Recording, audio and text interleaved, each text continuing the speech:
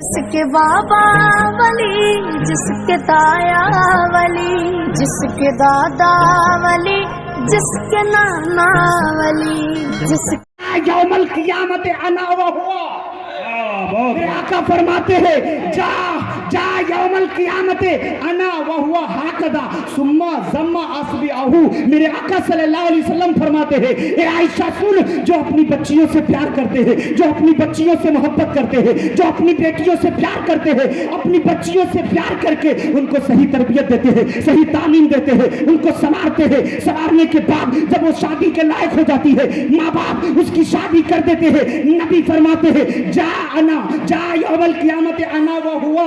मैं और बच्चियों से प्यार करने वाले माँ बाप, मैं और बच्चियों से प्यार करने वाला बाप कयामत के दिन ऐसे आएंगे हाकज़ा हाकज़ा, इस तरह। किस तरह? सुम्मा ज़म्मा अस्बिअहू। फिर मैं आ रहा, आका ने उंगलियों को मिलाया, इस तरह मेरे आका ने उंगलियों को मिलाया। कहा सुनो ए आयशा, जो अपनी बच्चियों से प्यार करते हैं ना, मैं और वो प्यार करने वाला बाप ऐसे कयामत में आएगा, ऐसे उंगलियां दूर हैं, इसे मिला के मेरे आका फरमाते हैं ऐसे आएंगे कयामत में। यानी जो बच्चियों से प्यार करते हैं, आका फरमाते हैं इस तरह जिस तरह उंगलियां मिली हैं, यानी नबी अपने साथ साथ लेकर के चलेंगे। बच्चियों का मकाम है यार। सुने हदीस पाक और सुन लें, मेरे आका सल्लल्लाहु अलैहि वसल्लम है रात के सन्नाटे में सहाबे किराम के जुमरे में मदीने की गलियों में गश्त कर रहे हैं। मदीने की गलियों में मेरे आका टहल रहे हैं। तब तक एक सहाबी रसूल की निगाह पड़ी है एक झोपड़ी के ऊपर। आका ने क्या देखा, सहाबी ने क्या देखा? जैसे सहाबी की निगाह एक झोपड़ी पर पड़ी है, उस सहाबी ने क्या देखा कि झोपड़ी से लेकर नूर का मीनारा बना हुआ है, नूर का मीनारा बना हुआ है, नूर की बरसात हो रही है। मेरे आका सल्लल्लाहु अलैहि वसल्लम के प्यारे दीवानों, जैसे सहाबी ने देखा तड़प गए। कहा मेरे आका वो देखें उस घर पे, उस छप्पर पे देखें। नबी ने भी देखा, जितने सहाबा थे सभी ने देखा कि उस घर से लेकर आसमान तक एक नूर का मीनारा बना हुआ है। नबी करीम सल्लल्लाहु अलैहि वसल्लम देख रहे हैं। एक सहाबी पूछ बैठे या रसूल अल्लाह, ये क्या मामला है? उस घर पे नूर की बरसात हो रही है, नूर का मीनारा बना हुआ है। प्यारे आका सल्लल्लाहु अलैहि वसल्लम इरशाद फरमाते हैं ऐ मेरे सहाबा सुनो सुनो सुनो, तुम देख रहे हो उस छप्पर पे आसमान से नूर की बरसात हो रही है, उस छप्पर पे आसमान से नूर की बरखा हो रही है, नूर का मीनारा बना हुआ है। पैगंबर इस्लाम फरमाते हैं सुनो, उस घर में दो चीजों में से एक चीज हो सकती है, उस घर में दो चीजों में से एक चीज हो सकती है। सहाबा अर्ज करते मेरे आका वो क्या? आका सल्लल्लाहु अलैहि वसल्लम फरमाते हैं उस घर में या तो यतीम बच्चे की परवरिश हो रही होगी, उस घर में यतीम बच्चे की परवरिश हो रही होगी, या उस घर में बेटी ने जन्म लिया होगा। सुभान अल्लाह। नबी फरमाते हैं या तो उस घर में यतीम बच्चा या बच्ची की परवरिश हो रही है, या उस घर में बेटी का जन्म हुआ होगा। अल्लाह अल्लाह। जिस सहाबी की निगाह पहले टकराई थी, अब वो दौड़ते हुए गए पता लगाने के लिए, दौड़ते हुए गए छप्पर के पास। जैसे छप्पर के दरवाजे पे पहुंचे तो छप्पर के मालिक एक सहाबी रसूल दरवाजे पे खड़े हैं। जब उस रात के सन्नाटे में देखा मेरा भाई का अस्सलामु अलैकुम व रहमतुल्लाह, सहाबी ने जवाब दिया। कहा उस घर के मालिक ने, मेरे यार क्या बात है, इस सन्नाटे में इस रात में क्यों अचानक आए हो,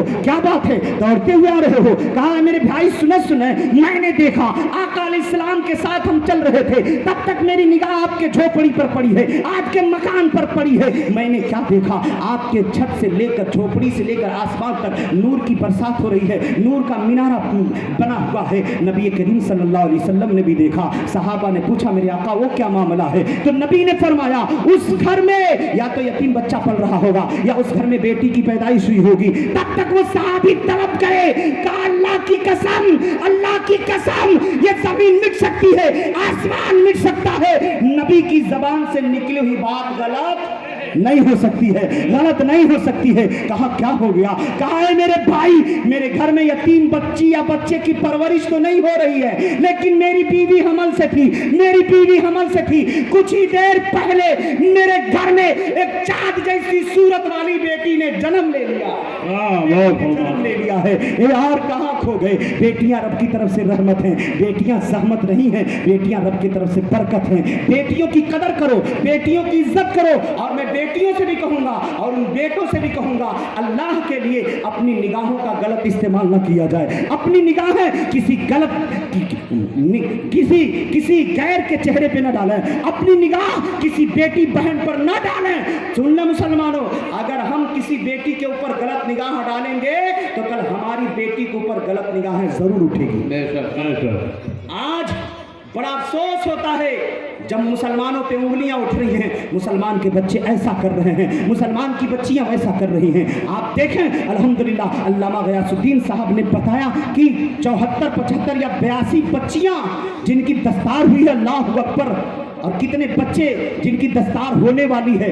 ये मेहनत है यहाँ के असातिज़ा की, ये मेहनत है यहाँ के मुदर्रिसीन की, ये मेहनत है यहाँ के इलाके के लोगों की जो भरपूर ताउन करते हैं। आप लोग भरपूर ताउन कीजिए इस मदरसे की। और सुने शादियाँ किस तरह होती हैं, शादियाँ किस तरह करनी चाहिए। आए दूर मत जाएं, चलते हैं आला हजरत की बारगाह में, आला हजरत अजीमुल बरकत की बारगाह में चलते हैं।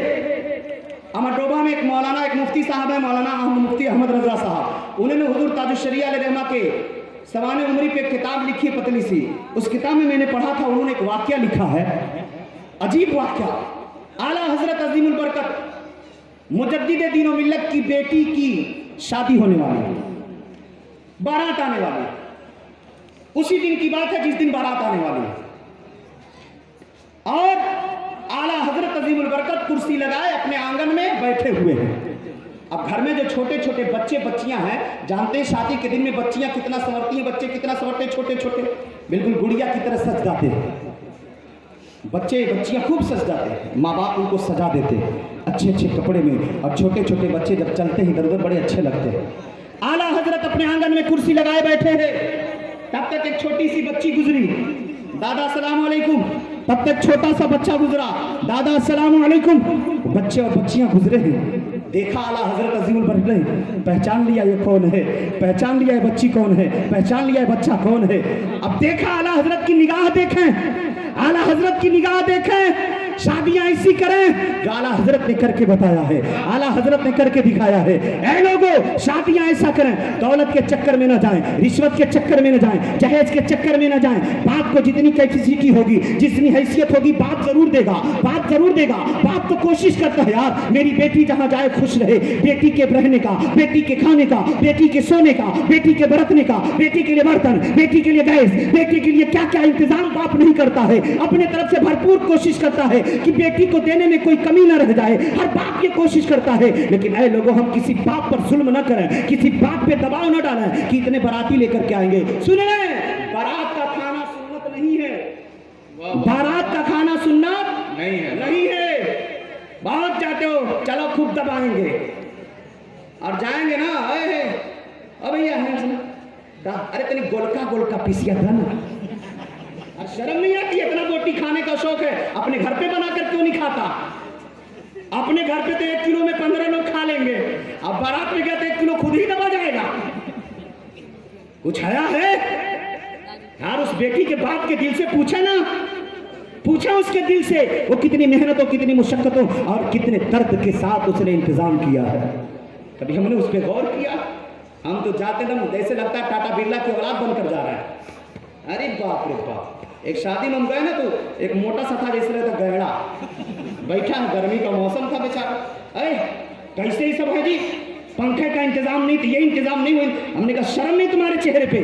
जब तुम्हें इतनी गर्मी लगती, बारात में आया क्यों? क्यों बारात में आया? बेटी के बाप पे जुल्म करने, मजाक उड़ाने। अपने घर पे, तेरे घर पे कूलर है बता, तेरे घर पे कितने पंखे चलते बता। किसी लड़की की शादी में आया है, बाराती बनकर आया, तो जैसे लग रहा टाटा बिरला की औलाद बनकर आया है। यहाँ आया क्यों आया? जब तुझे समझ में थी हम बारात में जा रहे, बारात में क्यों गया? हो सकता तेरे लायक इंतजाम न हो सकता तेरे लायक बिस्तर न हो सकता तेरे लायक कूलर न हो सकता तेरे लायक पंखा न हो सकता तेरे लायक खाना न हो सकता तेरे लायक पानी न हो सकता तेरे लायक मिठाई न हो। गया क्यों? जब तुझे नजाकत ही करनी थी तो अपने घर में रह के खुद नजाकत कर लेता। क्यों गया? क्यों गया? किसी बाप, किसी बेटी के बाप पे बोझ बनने के लिए क्यों गया है? मत करें ऐसा अल्लाह के लिए। अल्लाह के लिए किसी बेटी के बाप पर जुल्म ना करें। अल्लाह के लिए किसी के यहाँ बारात में जाएं तो अपने मोछों पे ताव दे करके ना जाएं। उस बाप की इज्जत का ख्याल रख करके जाएं, उस बेटी की इज्जत का ख्याल रख करके जाएं। अरे नौजवानों, ऐ मेरी माँ बहनों, अपने माँ बाप की इज्जत का ख्याल रखो, माँ बाप की इज्जत का ख्याल रखो। गहना चोरी हो जाए तो मिल सकता है, सोना चांदी गायब हो जाए तो दोबारा खरीद सकते हैं, लेकिन अगर इज्जत चली गई तो दोबारा इज्जत नहीं आ सकती है। आला हजरत अजीमुल बरकत के निगाह देखें, बैठे कुर्सी पर, अचानक न जाने क्या दिमाग में आया, अभी बेटी की बारात नहीं आई है, अभी घर पे बारात नहीं आई है, फौरन बुलाते हैं, ओ मुस्तफा रजा खान, आला हजरत के बेटे इधर आओ, ओ हामिद रजा खान इधर आओ। दोनों बेटों को बुलाते हैं। आला हजरत अपने दोनों बेटों को बुलाए, मुस्तफा रजा खान इधर आओ, हामिद रजा खान इधर आओ।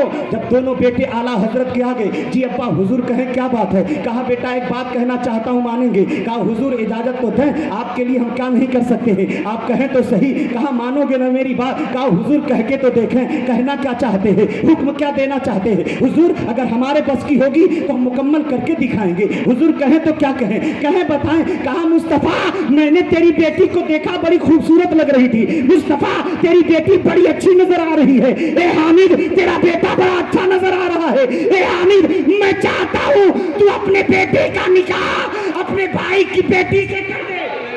बहुत खूब। ए मुस्तफा तुम भी तैयार हो जा, ए हामिद तू भी तैयार हो जा, मैं चाहता हूँ बेटी का निकाह बाद में, पहले पोती पोते का निकाह हो जाए। हुजूर मुफ्ती आजम हिंद रिजवान खामोश है, हज़रत हामिद रजा खान खामोश खड़े हैं। कहा अब्बा हुजूर अचानक ये फैसला, अब्बा हुजूर अचानक ये फैसला। आला हजरत की निगाहे विलायत देखें, इश्क देखें आला हजरत, अरे वो आला हजरत हैं। जब शेर लिखते हैं मदीने पे पहुंचकर तो कहते हैं सरवर कहूं कि मालिको, मौला कहूं तुझे, बागे खलील का गुले ज़ेबा कहूं तुझे, तेरे तो वह बेअस्फ तनाही से है बरी, हैरान हूं मेरे शाह मैं क्या क्या कहूं तुझे, लेकिन रजा ने खत्म सुखन इस पे कर दिया, खालिक का बंदा खल्क का आका कहूं तुझे। वही आला हज़रत, वही आला हज़रत। नारे रिसालत, उलमाए अहले सुन्नत, नारे तकबीर, नारे रिसालत। वही आला हजरत है। लिखते हैं रोजे मुबारका के करीब खड़े होकर के, कहते हैं आका की बारगाह में हाजिरी देके वो सुए लालाजार फिरते हैं, तेरे दिन ए बहार फिरते हैं। आखिर में जब मक्के पे जाते हैं तो बड़े मायूस अंदाज में लिखते हैं, बड़े मायूस अंदाज में लिखते हैं, कोई क्यों पूछे तेरी बात रजा। नबी के दयार पे है, मदीने मुनव्वरा में है, रोज़े मुबारका के सामने है, लिखते हैं कोई क्यों पूछे तेरी बात रजा, तुझसे कुत्ते हजार फिरते हैं। अहमद रजा तेरी क्या औकात इस दरगाह में, तेरी क्या हैसियत, तेरी क्या हैसियत हाकिमे दो जहां की बारगाह में, तुझे क्या पता ये अल्लाह के महबूब की का दरबार है, अल्लाह के महबूब की गलियां हैं, तुझे कौन पूछने वाला है, तेरी क्या बसात है, तेरी क्या औकात है, कोई क्यों पूछे तेरी बात रजा। अरे उस आका की बारगाह में कह रहे हैं बंदा, बंदा भी कैसा बंदा है, आका भी कैसा आका है, गुलाम कैसा है, आका कैसा है। इधर से गुलाम के दिल से आवाज निकली, कोई क्यों पूछे तेरी बात रजा, कोई क्यों पूछे तेरी बात रजा, तुझसे कुत्ते हजार फिरते हैं। आला हजरत अपने आप को नबी के गलियों का, नबी के दर का कुत्ता कह रहे हैं, और उधर नबी करीम अपने कब्र में मचल रहे हैं, अपने मजार में मचल रहे हैं। अल्लाह अकबर। जैसे आला हजरत ने कहा तुझसे कुत्ते हजार फिरते हैं, नबी करीम अपने कब्र से बाहर आकर कहते हैं अहमद रजा ले अपने नबी का दीदार कर। जैसे जैसे नबी का दीदार हुआ, आला हजरत ने फिर कहना शुरू कर दिया नबी का दीदार है। अब आला हजरत के दिल ने कहा, इश्क ने कहा, दिल ने कहा, अरे यार चेहरे जलवा, चेहरे जाना, चेहरे महबूब नजरों के सामने है, चलो सजदा कर लिया जाए, सजदा कर लिया जाए। आला हजरत के इल्म ने कहा नहीं, सजदा करना तो जायज़ नहीं है, और अपने शेर में लिखते भी हैं पेशे नजर वो नौबहार, बहुत पेशे नजर वो नौबहार सजदे को दिल है बेकरार, पेशे नजर वो नौबहार सजदे को दिल है बेकरार। रोकिए रोकिए सर को रोकिए, हाँ यही इम्तिहान है। बहुत रोकिए सर को रोकिए, हाँ यही इम्तिहान है। यहीं तक हद नहीं, आला हजरत कहते हैं यार यहाँ सर का सजदा मना है ना, दिल का नहीं। सर का सजदा मना है, इश्क का नहीं। आला हजरत ने दूसरी शायर में लिखते हैं, ऐ शौक दिल ये सजदा, ऐ शौक दिल ये सजदा गर उन